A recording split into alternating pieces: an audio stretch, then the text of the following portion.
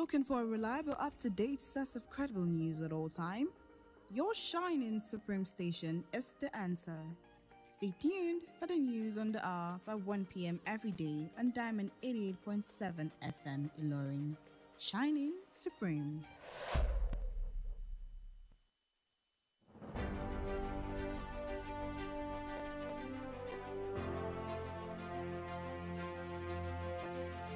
From the news desk of Diamond 88.7 FM Ilorin, this is News on the Hour.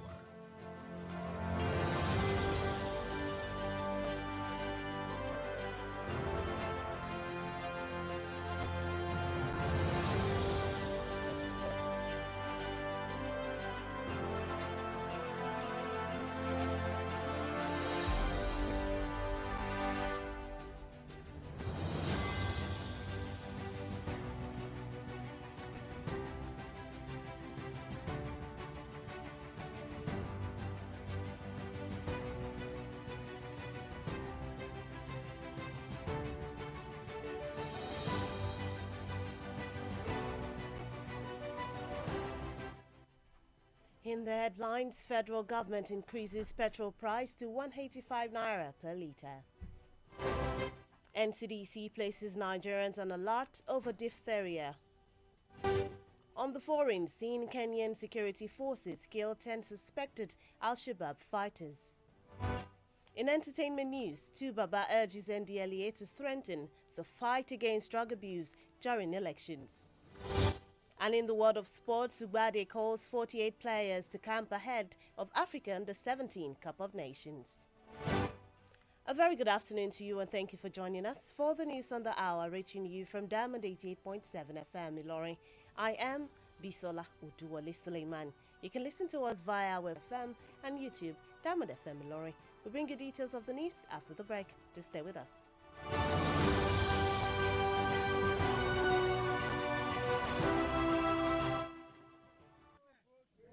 No vote buying.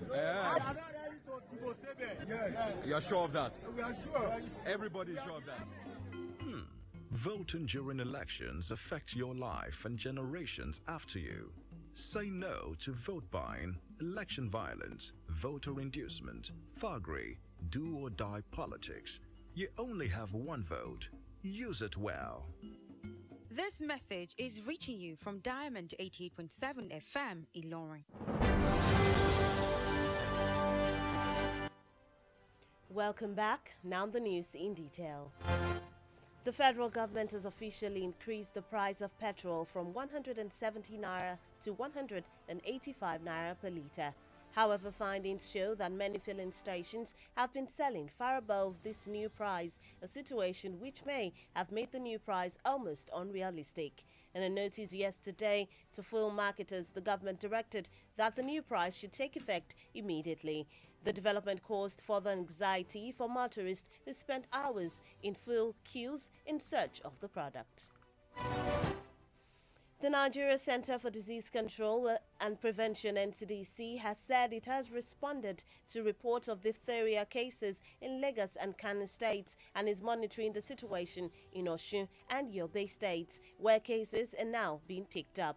The NCDC Director General, Dr. Ifedayo Adetifa, will disclose this in a public health advisory signed today amidst the outbreak of the disease in the country, reaffirmed that the center is working with state ministries of health and partners to enhance surveillance and response to the outbreak. Diphtheria is a serious bacterial infection caused by the bacterium called Corynebacterium species that affects the nose, throat, and sometimes skin of an individual. Still on the local scene, the presidential candidate of the All Progressives Congress APC, Bola Tinubu, has promised to tackle the problem of corruption in Nigeria if elected president in the forthcoming election. Tinubu, who made this known during a consultative forum with the Federation of Construction Industry in Abuja, said his administration would back the establishment of a construction bank. The Lagos State former governor also assured that his government would adopt techniques that would attract rather than scare away prospective investors by aiming to eliminate corruption from the Nigerian system. The leader of INRI Evangelical Spiritual Church Primate Elijah Ayodele has advanced reasons why the Independent National Electoral Commission should postpone next month's general election. In a statement today by the clergyman's media aide Oluwatosin Ayodele, Ayodele claimed that some unnamed persons have put plans into motion to sabotage the election if it is held on February 25, 2023. He said the electoral umpire must postpone the election to a later date to ensure a fair, credible and violence-free exercise.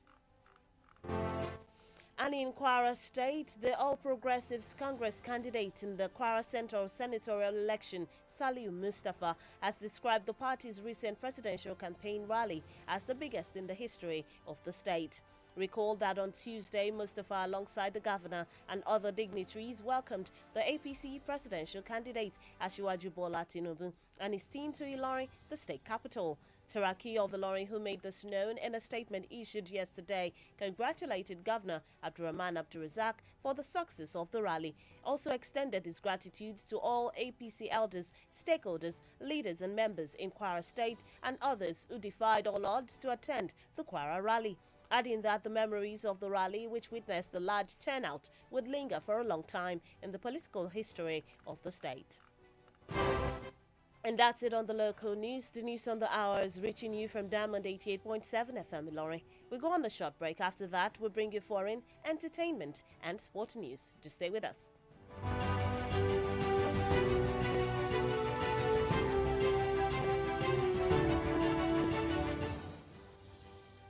Follow us on social media, Facebook, Twitter, and Instagram at Diamond 887 FM. Diamond FM, shining supreme.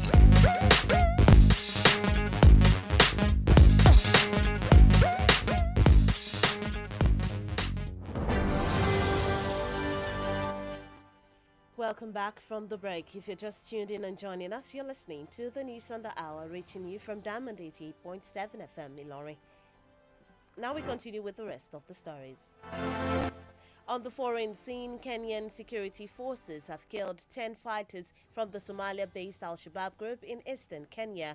Deputy County Commissioner of the Bura East Sub-County, Thomas Bett, said that rocket-propelled grenades and improvised explosive devices were recovered after fighting the group on Wednesday in the village of Galmagala in Garissa County. The Al-Qaeda affiliate has reportedly made incursions into Kenya for years to pressure the country into withdrawing its troops from the African Union-mandated peacekeeping force, helping Somalia's central government fight the group. And that's it on the foreign scene. In entertainment news, popular musician Innocent Idibia, also known as Tubaba, has called on the National Drug Law Enforcement Agency, NDLEA, to set up its fight against drug abuse in the build-up to the 2023 general elections. Tubaba made the call when he led members of a team from the National Democratic Institute, NDI, on a courtesy visit to the chairman, NDLEA, Buba Marwa, in Abuja. The hip-hop legend added that the primary target of the campaign is the youths and the political class, who are majorly the sponsor of this violence. That's it in entertainment news. In sports news this afternoon, head coach of the Nigeria Under-17 team, Nduka Ugbade, has invited 48 players to camp in Abuja in preparation for this year's Africa Under-17 Cup of Nations. In a statement by the media team of the Nigeria Football Federation, the Golden Eaglets will begin their preparations on Monday, with the invited players expected to resume camp today. The invitees, which include most of the squad that won the WAFU B Under-17 Championship in the Ghanaian city of Cape Coast last summer, will train under the supervision of Ugbade, who captained Nigeria to the Under-16 World Cup victory in China, and his coaching crew. And that's all we have for you in sports. With that, we've come to the end of the news on the hour for today. But before we go, here is a recap of the major highlights. Federal government increases petrol price to 185 naira per litre. NCDC places Nigerians on alert over diphtheria. On the foreign scene, Kenyan security forces kill 10 suspected Al-Shabaab fighters. In entertainment news, Tubaba urges NDLEA to strengthen fight against drug abuse during elections. And in the world of sports, Ugarte calls 48 players to camp ahead of Africa Under-17 Cup of Nations. Did you know Nigeria is home to 7% of the total languages spoken on Earth? Diamond FM says, be conscious and consistent with your efforts. Rome is not built in a day. You can download our app, Diamond FM, on Google Play Store and iOS Apple Store, or stream live on Radio Garden via Diamond FM 88.7. For news coverage or information about happenings around you, kindly contact the Diamond FM newsroom number on 091 606 27526. The news on the hour was edited by Mukhtar Ajelogbon. My name is Bisola Oduwole Suleiman. Thank you for listening to your shining Supreme Station. Have a lovely Friday afternoon.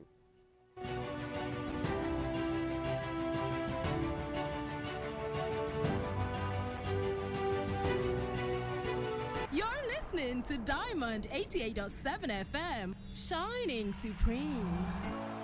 Shine bright like a diamond.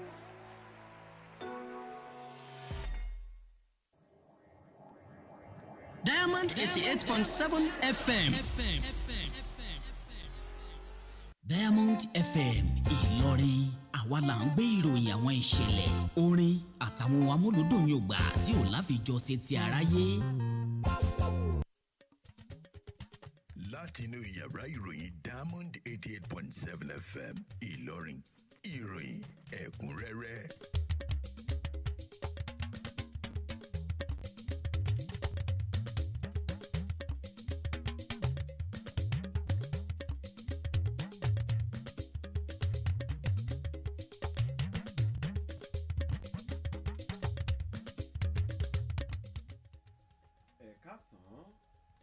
Ìròyìn ẹ̀kúnrẹ́rẹ́ rèé, ẹgbàwọn kókó inú ìròyìn náà. Ìjọba àpapọ̀ fi kún iye tí wọ́n ń ta jálá epo bẹtiróòlù sí náírà 185. Àjọ NCDC ní káwọn ọmọ Nàìjíríà wà lójúlàlá kan fi sọrí látàrí àjàkálẹ̀ àrùn titun diphtheria. Nílẹ̀ òkèrè, àwọn elétò ààbò ilẹ̀ Kẹ́ńyà ṣekú pa àwọn afurasí 10 nínú ikọ̀ àgbébọn Al-Shabaab. Lẹ́ka amúlùdùn, tú bàbá rọ àjọ NDLEA láti nawọ́jà ìgbógun ti àṣìlò egbògi olóró síwájú lásìkò ìdìbò. Lẹ́ka tèrè ìdárayá, Ùgbàdé pé àwọn agbábọ́ọ̀lù 52 sí pàgọ́ ṣáájú ìdíje ife ẹ̀yẹ ilẹ̀ adúláwọ̀ fáwọn tọ́jú orí wọn wà lábẹ́ ọdún 17. Ẹ ṣeun fún dídarapọ̀ mọ́ wa lórí ìròyìn ẹ̀kúnrẹ́rẹ́ láti lè ṣe Diamond FM Ìlọrin. Olanrewaju Ogunniyi lóníròyìn. Ẹ lè rí wa gbọ́ lórí ìtàkùn ayélujára www.diamondfm.net tàbí kẹ́wò wá tààràtà lórí ìkànnì abánidọ́rẹ̀ẹ́ Facebook Diamond 88.7 FM tàbí YouTube Diamond FM Ìlọrin. A ó mú ẹ̀kúnrẹ́rẹ́ ìròyìn wá fún yín lẹ́yìn ìdánudúró ráńpẹ́ yìí.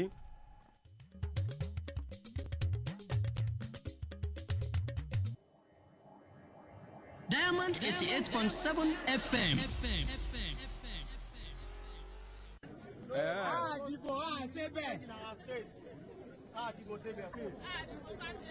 Àdìbò ká sébẹ̀. Kò tẹ̀ sọ bẹ́ẹ̀ mọ́. Ǹjẹ́ o mọ̀ pé dídìbò lásìkò àwọn ètò ìdìbò ní nǹkan ṣe pẹ̀lú ayé rẹ àti ìrandíran tó ń bọ̀ lẹ́yìn rẹ? Tàkété sí ìbò rírà, jàgídíjàgan níbi ètò ìdìbò, kọ́ dìbò kó o ṣebẹ̀, jàǹdùkú ṣíṣe àti òṣèlú bó o bá o pa, bó o bá o bù ú lẹ́sẹ̀. Má gbàgbé pé ìbò kan ṣoṣo ni agbára tí o ní, lò ó dáadáa. Ìmọ̀ràn yìí ló ń dé sétí ìgbọ́yìn láti ìkànnì Diamond 88.7 Ìlọrin. Lọ́dún tá a wà yìí o, a máa ṣoríire. Ilé-iṣẹ́ wa lálùbáríkà tí pọ́ǹpì onílẹ̀ ìfọkànbalẹ̀ làwọn èèyàn ti ń ralẹ̀ torí pé ọ̀rẹ́ ará ìlú ni wá o. Òdodo ọ̀rọ̀ ni Ìlọrin plan oníléeṣẹ́ tí pọ́ǹpì concept tún gbé kalẹ̀ báyìí o. Fáǹfààní ẹ̀yin òṣìṣẹ́ ìjọba àtàwọn olókoòwò kéékèèké. Ilẹ̀ wa tó wà lóko olówó 70,000 naira lẹ́kọ̀ọ́kọ́ san fún ilẹ̀ plọ̀tì kan. Ẹ wá máa san 20,000 naira lóṣooṣù fún ogún oṣù 20 months. Àpapọ̀ rẹ̀ àwa jẹ́ 470,000 naira péré. Ṣéyìn náà rí pé rọrùn ló bá dé. Ilẹ̀ wa tó wà lókè òyìn ní 480,000 naira. Tẹ́ bá ti ń ra plọ̀tì kan bẹ́ẹ̀ lẹ́wọ̀n máa gba símẹ́ǹtì àpò 10 lọ́fẹ̀ẹ́. Land Bank tó wà ní Elémèrè. Ilẹ̀ tá a rẹ̀ rà pamọ́ fúnra wa tàbọ̀ mọ́ tá a àbí torí ọjọ́ iwájú sì ń ta o. 199,000 naira péré ni àǹfààní yìí ti bẹ̀rẹ̀ báyìí. ó di February 28 ọdún ìkó tó parí. ẹ tètè máa bọ̀ lọ́fíìsì tí pọ́ńpì concept tó wà ní suite 8 legislative quarters along Gidi road Ìlọrin telephone 08052888552. tí pọ́ńpì concept developer that cares. ìròyìn ẹ̀kúnrẹ́rẹ́ láti ilé iṣẹ́ Diamond FM.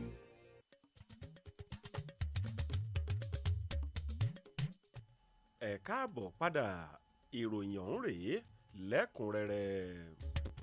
ìjọba àpapọ̀ ni wọ́n kanlẹ̀ ti fi kúnye tí wọ́n ń ta jálẹ̀ epo bẹtiróòlù láti $100 wá $170 naira sí náírà 45 $185 naira lórí jálá epo kan. àmọ́ ṣá o àwọn ìwádìí fi hàn pé ọ̀pọ̀ àwọn ilé epo ni wọ́n ti ṣáájú ń ta epo tayọ iye tí wọ́n fi síta yìí léyìí tó lè mú kí àgbéjáde náà kó má sèso rè. nínú ìwòye lánàá pẹ̀lú àwọn alágbàtà epo wọ́n ní ìjọba pàṣẹ kí iye owó tuntun náà kó gbéra sọ lẹ́yẹ̀ òsọ́kà. ìgbésẹ̀ yìí ló tún pakun ìbẹ̀rùbojo fáwọn awakọ̀ èyí tí wọ́n lo ọ̀pọ̀ wákàtí láti máa fi tò fún epo rírà. àjọ tó ń rí sí ìtànkálẹ̀ àrùn nílẹ̀ wa NCDC ti sọ pé àwọn ti ń dáhùn sọ̀rọ̀ àjàkálẹ̀ àrùn tuntun kan tí wọ́n ń pè ní diphtheria ní ìpínlẹ̀ Èkó àti Kánò táwọn sì ń bójútó bí ó ti ṣe ń lọ nípínlẹ̀ Ọ̀ṣun àti Yobe níbi tí àrùn náà ti ń gbéra sọ sókè. adarí àpapọ̀ àjọ NCDC dókítà Ìfẹ́dayọ̀ Adétifá èyí tó sọ̀rọ̀ nínú gbígba aráàlú nímọ̀ràn lórí ètò ìlera eléyìí tí wọ́n buwọ́lù lónìí látàrí tàjàkálẹ̀ àrùn náà lórílẹ̀‐èdè yìí.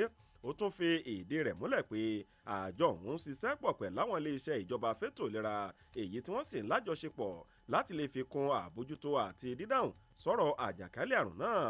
àrùn diphtheria ọ̀hún ló burú jáì o eléyìí tí kòkòrò àìfojúrí tó máa ń fà tó sì máa ń kó ìpalára bá imú ọ̀nà fún tó fi mọ́ ẹran ara nígbà míì. olùwápò ààrẹ lábẹ́ àṣẹ ẹgbẹ́ òṣèlú APC Bọ́lá Tinubu ti ṣèlérí láti dojúkọ ìṣòro ìwà ìbàjẹ́ nílẹ̀ Nàìjíríà tí wọ́n bá fi fìbò gbóhùn wọlé gẹ́gẹ́ bí ààrẹ nínú ètò ìdìbò eléyìí tó ń bọ̀ lọ́nà. Tinubu tó sọ̀rọ̀ yìí di mímọ̀ nínú àpérò kan pẹ̀lú àwọn èyí tí ó ń kọ́ ilé iṣẹ́ nílùú Àbújá. ó ní ìṣèjọba òun yóò ṣàtìlẹ́yìn fún àdásílẹ̀ báǹkì kan ní kíkọ́. gómìnà tẹ́lẹ̀ rí ọ̀hún fún ìpínlẹ̀ Èkó ló wá fìdánilójú hàn pé ìṣèjọba òun yóò ṣàwárí àwọn ọ̀nà kan èyí tí ó fojú àwọn olùdókòwò mọ́ra dìbò dípò mímọ́ àdẹ́rù bà wọ́n lé wọn lọ lójúnà láti lè fòpin sí ìwà ìbàjẹ́ nínú ìlànà tilẹ̀ wa Nàìjíríà eléyìí tí wọ́n máa ń lò. Adarí ìjọ INRI Evangelical Spiritual Church Primate Elijah Ayọ̀délé ti fi kún ọ̀rọ̀ rẹ̀ lórí pàtàkì ìdí tó fi yẹ kájọ olómìnira tó ń ṣètò ìdìbò nílẹ̀ wa INEC kó sún ètò ìdìbò àpapọ̀ tó sùn tó ń bọ̀ síwájú. àpilẹ̀kọ kan lónìí látọ̀dọ̀ abẹ́sìnkáwọ́ àlùfáà náà lẹ́ka tìròyìn Olúwatósìn Ọ̀ṣọ́ níbẹ̀ ni Ayọ̀délé ti sọ pé àwọn ẹ̀dá kan tí ò dárúkọ wọn ni ó ní wọ́n ti létò nílẹ̀ láti dábàrú ètò ìdìbò náà tó bá fi wáyé lọ́jọ́ 25 oṣù kejì ọdún yìí. ó ní àjọ elétò ìdìbò ló gbọ́dọ̀ sún ètò ìdìbò náà sí ọjọ́ míì láti fi ní mú kí ètò náà kó lọ lálàáfíà èyí tí ò sì tún ní ẹ̀jà ń bá kàn nínú. olùwápò sílé asòfin àgbà fẹ́kùn àárín gbùngbùn ìpínlẹ̀ Kwara lábẹ́ àsíá ẹgbẹ́ òṣèlú APC Saliu Mustapha ti ṣàkàwé ètò ìpolongo ìbò ààrẹ èyí tó wáyé láìpẹ́ yìí tẹ́gbẹ́ òṣèlú náà ṣe gẹ́gẹ́ bí èyí tó tí tóbi jùlọ nínú ìtàn ìpínlẹ̀ yìí. àwòrán ti pé lọ́jọ́ ìṣẹ́gun ni Mustapha àti gómìnà ìpínlẹ̀ yìí tó fi máwọn èèkàn mìíràn ni wọ́n ń kí olùwápò ààrẹ ẹgbẹ́ òṣèlú APC Aṣíwájú Bọ́lá Tinubu àtàwọn ikọ̀ rẹ̀ káàbọ̀ sí olúlu ìpínlẹ̀ yìí. Tùràkì Ìlọrin èyí tó sọ̀rọ̀ yìí di mímọ̀ nínú àpilẹ̀kọ kan tó fi síta lánàá wá gbósùbà fún gómìnà Abdulrahman Abdulrasaq fún àṣeyọrí ètò ìpolongo ìbò náà. bákan náà ló tún kí gbogbo àwọn àgbààgbà ẹgbẹ́ òṣèlú APC àwọn ìkàn àwọn adarí àtàwọn ọmọ ẹgbẹ́ ní ìpínlẹ̀ yìí tó fi máwọn míì tí wọ́n kópa tí wọ́n sì fi àkókò wọn lẹ̀ nínú ètò ìpolongo ìbò èyí tó wáyé ní ìpínlẹ̀ Kwara ọ̀hún. Ìròyìn ló ń dé sí etí ìgbọ̀yìn láti kànnì Diamond 88.7 FM Ìlọrin.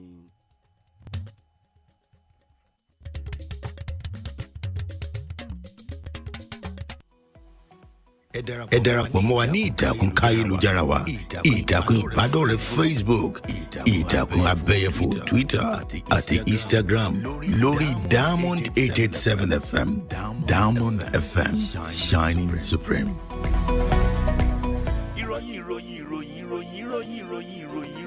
ìròyìn ẹ̀kúnrẹ́rẹ́ láti ilé iṣẹ́ Diamond FM.